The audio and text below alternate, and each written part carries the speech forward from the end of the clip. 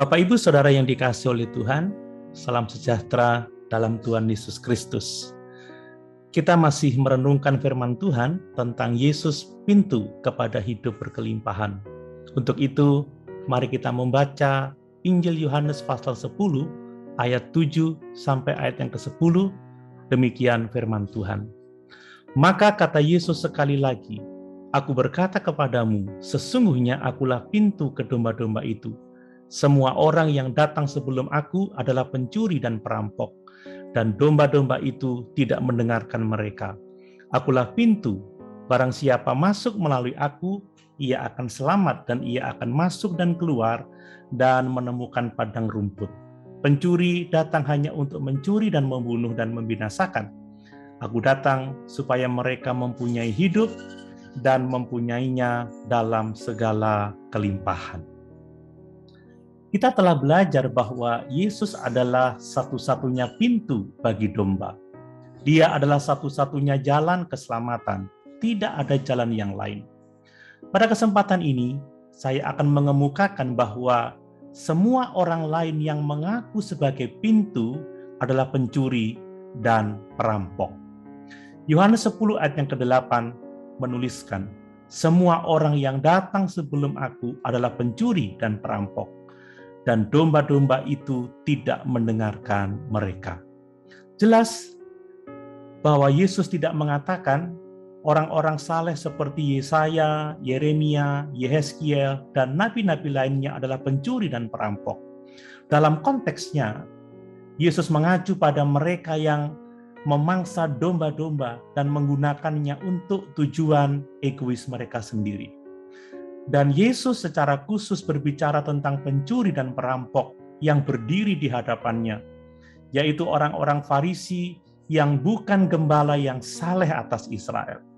Mereka seperti para gembala palsu yang dikecam oleh Yehezkiel dalam kitab Yehezkiel pasal 34, atau seperti yang Tuhan katakan di dalam Yeremia pasal 23 ayat 1 dan 2. "Celakalah para gembala yang membiarkan kambing domba gembalaanku hilang dan terserak." Demikianlah firman Tuhan. Sebab itu beginilah firman Tuhan Allah Israel terhadap para gembala yang menggembalakan bangsaku. "Kamu telah membiarkan kambing dombaku terserak dan tercerai-berai, dan kamu tidak menjaganya. Maka ketahuilah, aku akan membalaskan kepadamu perbuatan-perbuatanmu yang jahat." Demikianlah firman Tuhan. Tuhan selanjutnya menjelaskan bagaimana Dia akan mengumpulkan kembali kawanan dombanya dan membangkitkan cabang yang benar dari Daud. Yeremia menambahkan dalam pasal 23 ayat yang ke-6, "Dalam zamannya Yehuda akan dibebaskan dan Israel akan hidup dengan tentram, dan inilah namanya yang diberikan orang kepadanya, Tuhan keadilan kita." Dalam Yohanes pasal 10 ayat yang ke-8, Yesus mengulangi kebenaran yang Dia nyatakan dalam pasal 10 ayat yang ke-5, bahwa domba-dombanya yang sejati tidak akan mendengar atau mengikuti gembala palsu.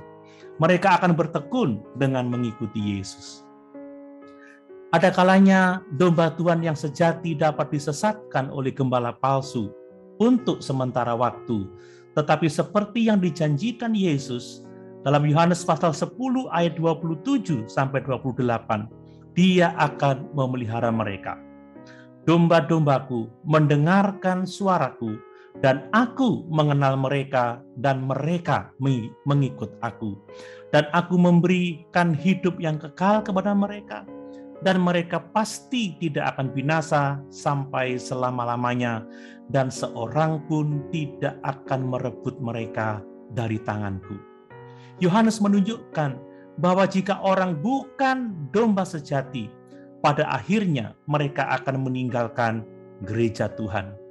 Dalam surat 1 Yohanes pasal 2 ayat yang ke-19, Yohanes menuliskan, "Memang mereka berasal dari antara kita, tetapi mereka tidak sungguh-sungguh termasuk pada kita. Sebab jika mereka sungguh-sungguh termasuk pada kita, niscaya mereka tetap bersama-sama dengan kita. Tetapi hal itu terjadi supaya menjadi nyata bahwa tidak semua mereka sungguh-sungguh termasuk pada kita. Bapak, Ibu, Saudara yang dikasihi oleh Tuhan, jadi Yesus adalah satu-satunya pintu bagi domba. Semua orang lain yang mengaku sebagai jalan menuju kepada Bapa di surga adalah pencuri dan perampok.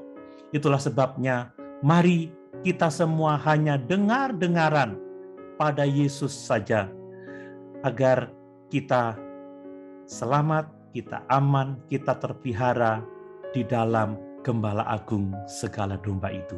Haleluya. Tuhan Yesus memberkati.